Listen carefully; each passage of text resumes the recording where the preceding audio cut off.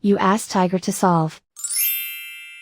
This deals with linear equations with one unknown. The final result is r equals 9. Let's solve it step by step. Group all constants on the right side of the equation. Add 16 to both sides. Simplify the arithmetic.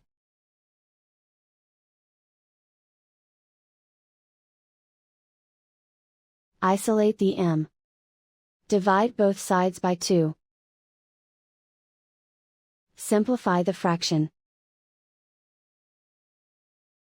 Find the greatest common factor of the numerator and denominator. Factor out and cancel the greatest common factor. And so the final result is r equals 9.